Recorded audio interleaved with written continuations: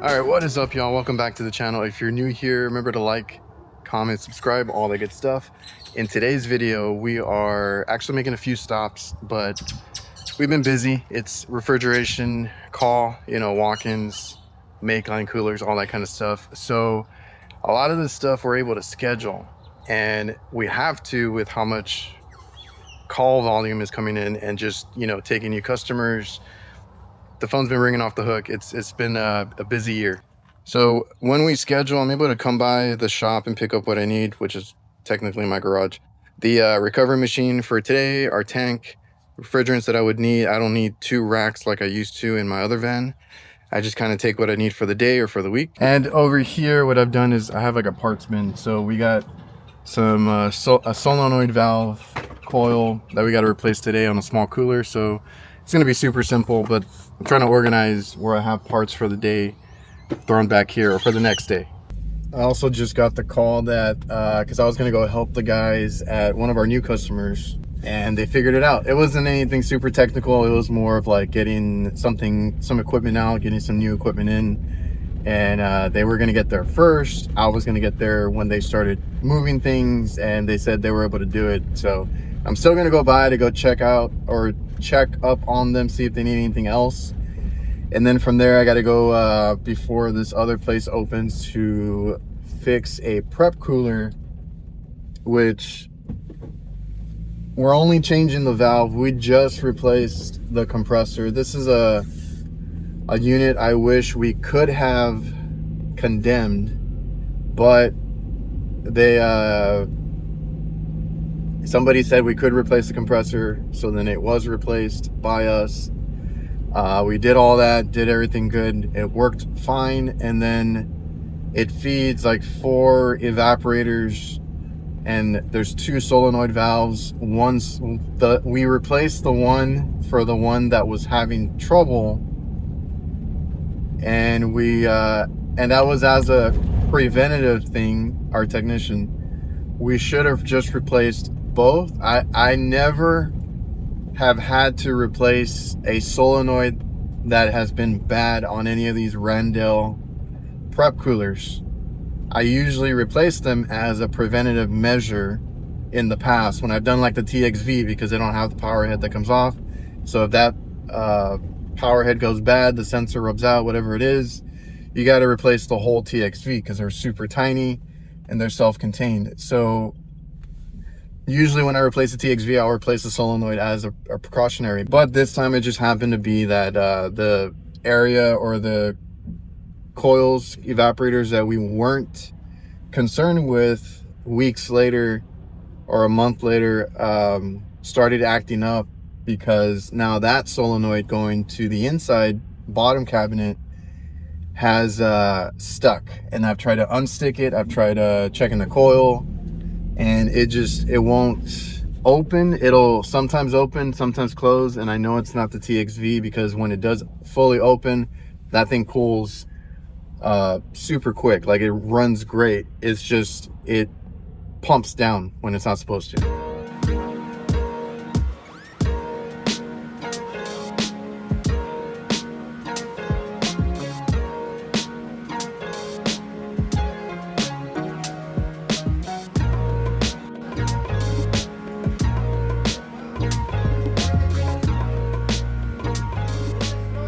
So I had to look at my notes. The guys they're all here, so they're doing great. I don't need to be here.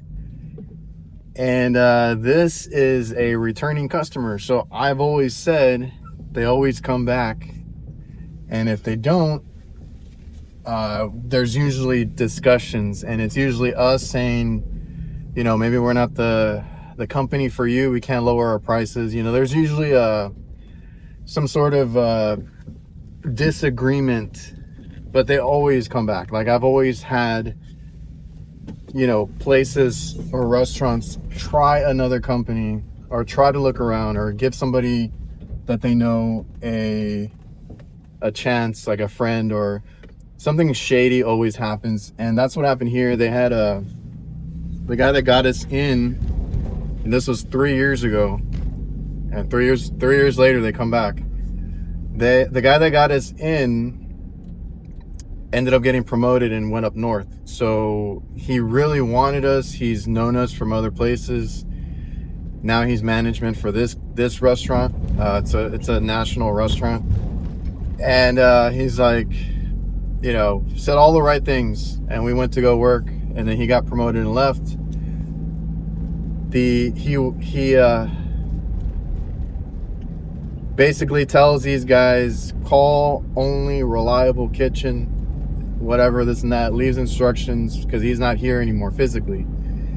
And what do? They have friends that, you know, have other HVAC companies, and they're like, nah, like, I always felt unwanted at these restaurants, and I did my job. There was no issue. It just, you could tell they wanted to call somebody else, or call their friends, right? So that does happen. It's whatever. So, you know, eventually they started calling other, you know, other HVAC companies, and I knew those other HVAC companies, and then they used somebody else after a while.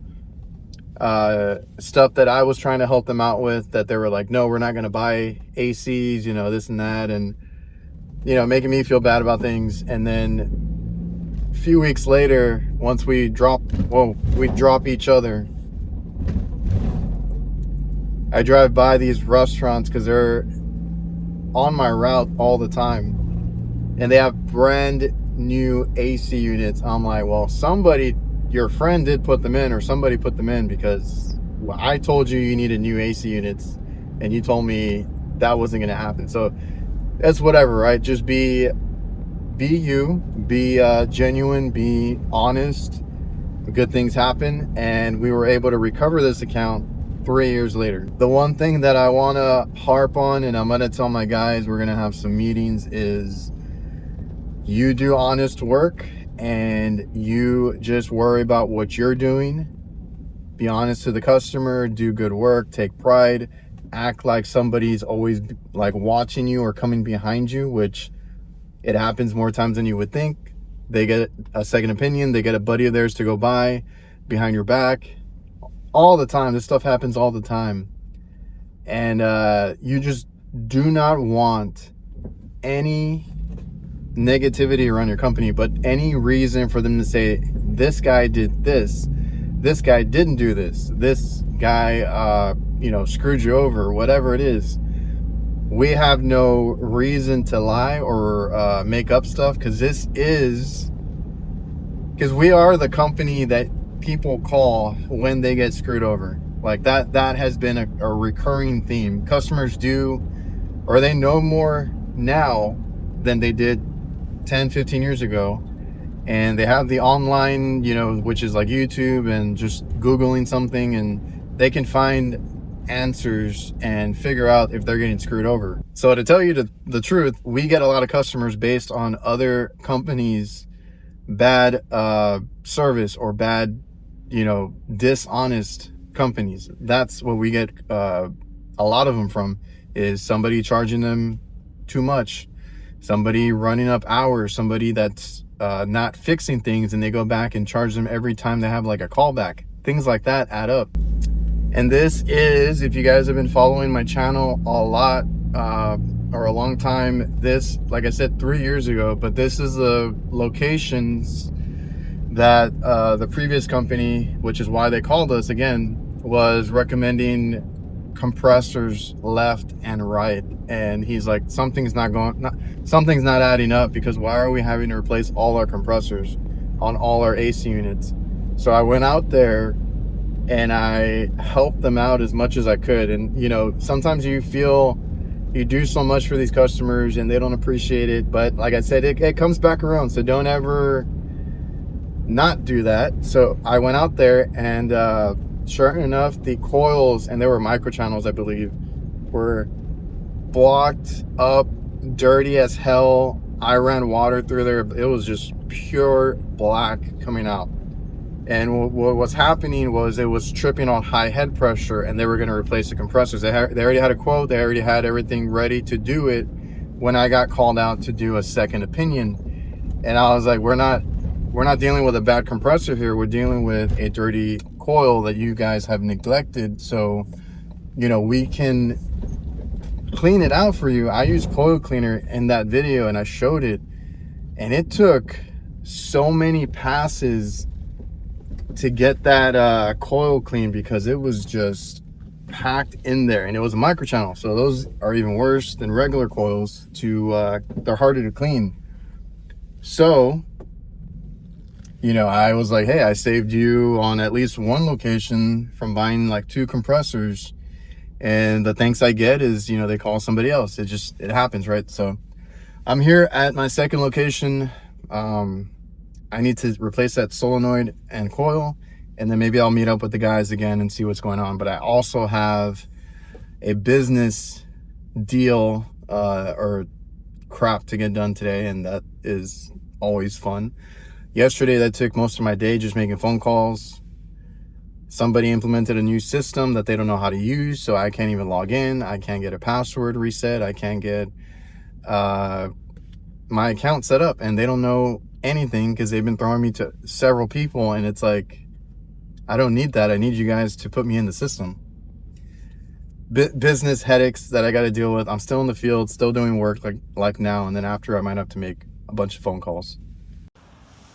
All right, so I had to park on the longer side, so we're gonna take advantage of our fold-out cart here.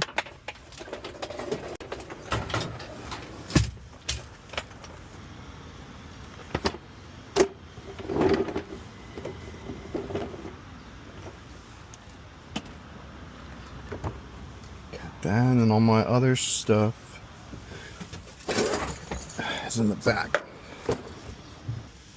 I always forget to recharge these. I need one of these.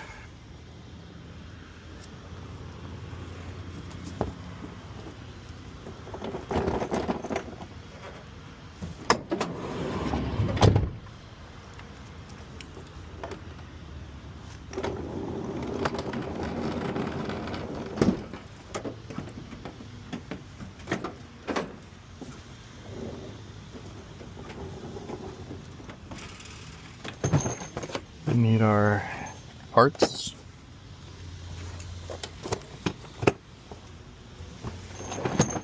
Take this, then we have... Do we need this one? No, we don't.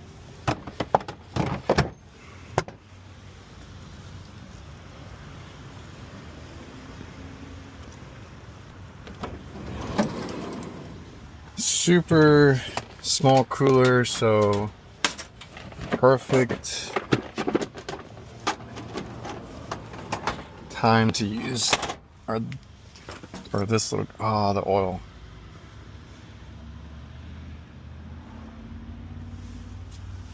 I forgot to change the oil.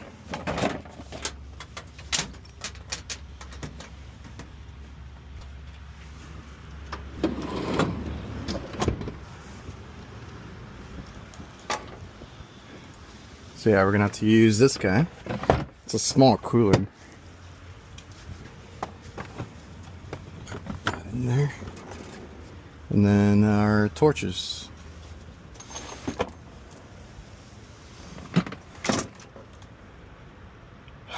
Forgot my nitrogen.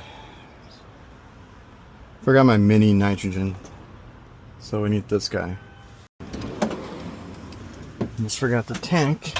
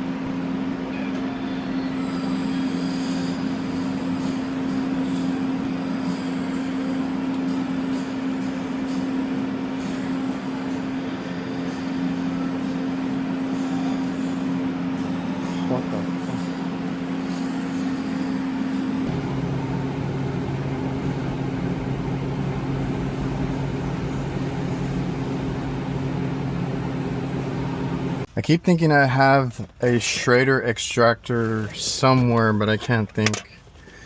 I should have, or I hope, yeah. Extra T's. What did it have? I got these two kinds. I'll see which one we use. Thankfully, I just restocked.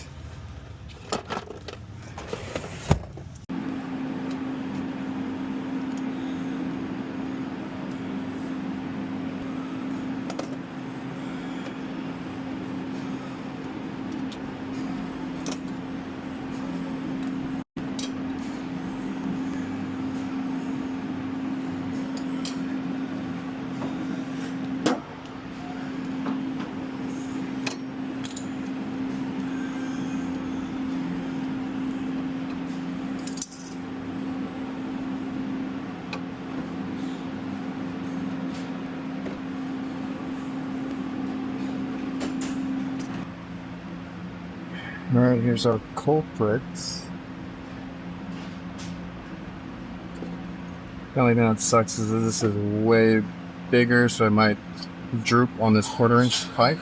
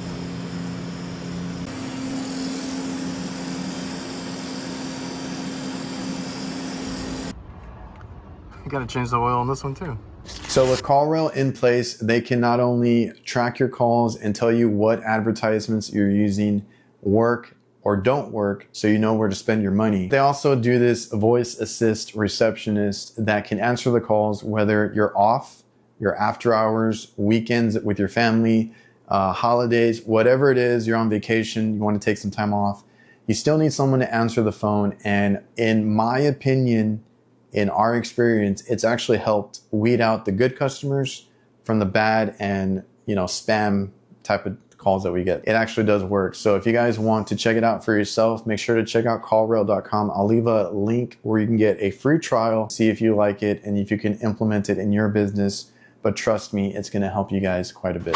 All right, over here, we got some vacuum pump oil with an easy spout.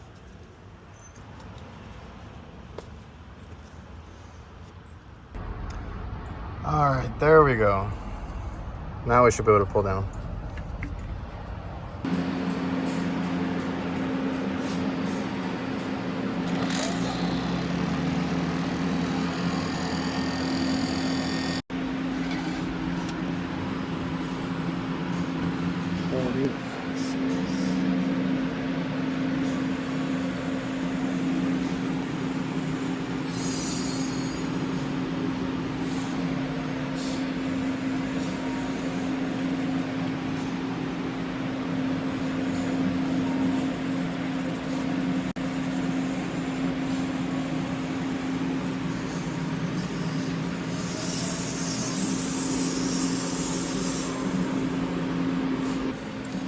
That's a switch over the hose.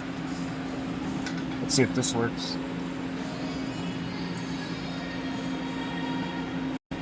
Yeah. That's the one that wasn't working. Now it's dropping super quick.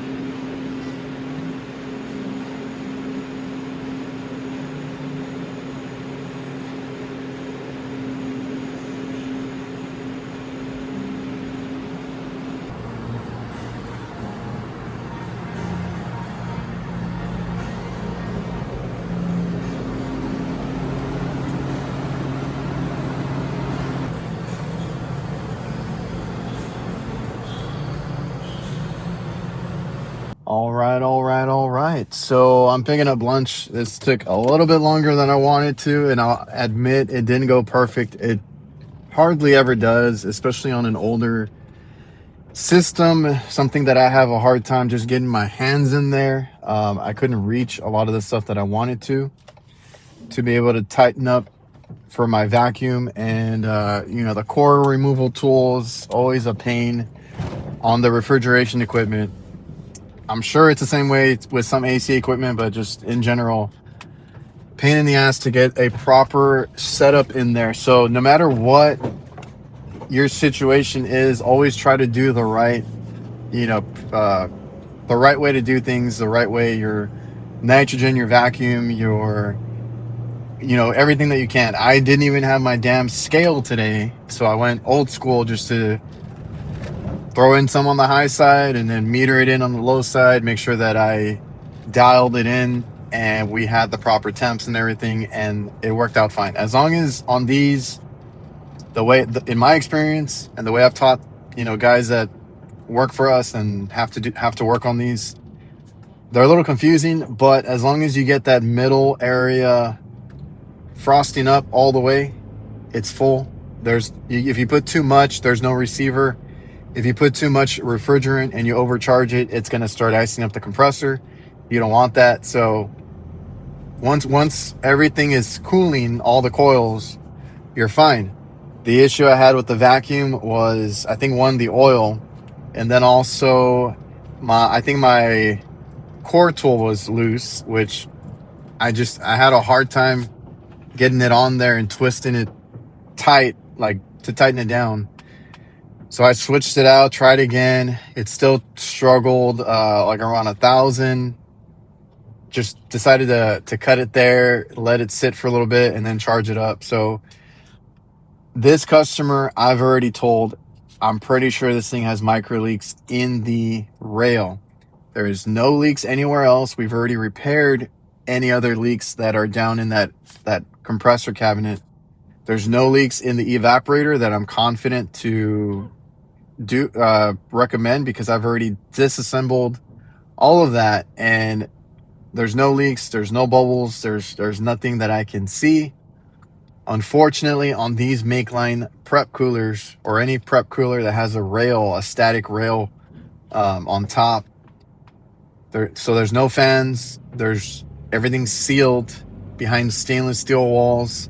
There's no access to those coils. That whole wall around where you see ice forming is an evaporator coil. It's just wrapped around and hidden in the wall, and it's just meant to run basically all day and form ice to chill down already cold, or keep things at temp that's already cold, because you're not supposed to put anything warm in there. It's supposed to be already cold from like the walk-in cooler, and that ice will just keep it chilled. So that's how those work. And unfortunately, if the rails start acting up as far as leaks or getting clogged or anything like that, there's nothing you can do, because it is all enclosed. And you know, I've said this before, I've been laughed on the phone with a manufacturer, like, yeah, if you want to cut through the stainless steel and repair it, patch it and insulate it and everything, put it back together, there's no other way to fix it. So they're meant to be thrown away once they start leaking that bad. We done some leak repairs, but that was because of another company that went in there and touched it and didn't know how to braze. I can show that picture. I think it'll run for a good while, but they already know it's on its last leg, because we can't do anything else with that top part.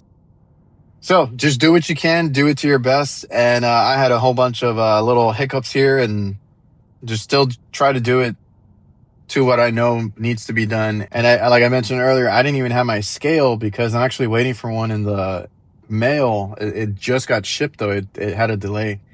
Only because I am slowly moving away from Field Piece. Nothing against Field Piece. I still think they are, one of the top brands to get. They still should be a new technician's, first choice, or one of the first choices. I personally have nothing against them. It's just I've tried other brands now, and I like my JB probes. I like my Hillmore tool, vacuum pump and benders and all that kind of stuff. I like my Hillmore tools, right? As far as core tools, I really like my CPS core tool. The Hillmore tool core tool has been pretty good too, as far as service work. I still have my Appions, but I'm probably going to give those to one of our new guys. And that's kind of another reason I don't have everything right now, is because I've been kind of downsizing and trying to get rid of what I don't need, and see if my brother or our other technician needs any of this stuff.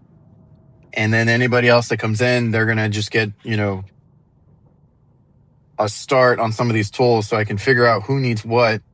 And a lot of it is piling up in my garage, or, in my van that I don't use. And I have doubles, or even more than doubles, and I can give that to them. So in that process, I haven't had a lot of these major calls where I need, the scale and stuff like that. But today I did, and I haven't gotten my new one, and I already packed up the old one. Same thing for my leak detector. My leak detector started messing up, and I waited for a sensor. I just got that sensor in, I think yesterday or the day before. I haven't put it in yet. I do have a backup that is pretty good. I like having a heated diode as a backup, so I have the Hillmore Tools one. But I have one that has been highly recommended, and it finally shipped, so I'll have that soon. So I'm down one leak detector. I like to have two, and I always try to help the customer out. I think I mentioned this in another video. The problem we had with this one was the bottom cabinet solenoid valve. There's two. The other one's working. And then the rail runs better when the cabinet satisfies. That's another thing that I've just learned. I'd rather, if it's the same compressor, run the cabinet first and then flip on the switch for the rail, because you do have a separate switch. You do not have a switch for the cabinet though. So what I had done is I was going to leave it unplugged and just tell them I'll be back. They were a little like, not complaining, but and not upset, but just, sad about it, because they heavily rely on that cooler. That's where they make their pizzas. That's where they do everything. That is their main concern if it's not working properly. So I was like, look, the cabinet's not going to work whatsoever. So I can disconnect that circuit on the wiring. And all I did was I disconnected the solenoid wires. That way it never called to the solenoid. It never opened it. It never tried to open it. It was never going to work.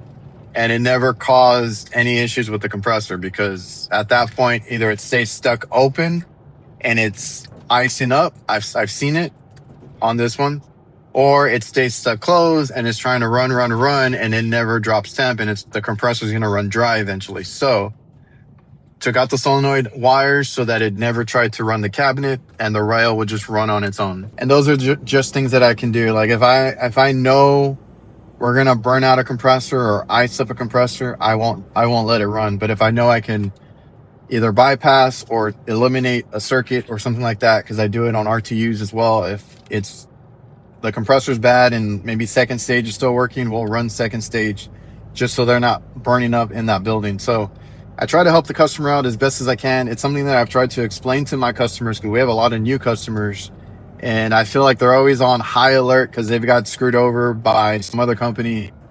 I just had one that I had to call back and kind of just explain and kind of sort issues out with the way, his questions about how we charge and stuff like that. So, we're not trying to screw anybody over. It's just some companies give everybody a bad name, and then I got to go in and explain, no, hey, this is actually, billable time.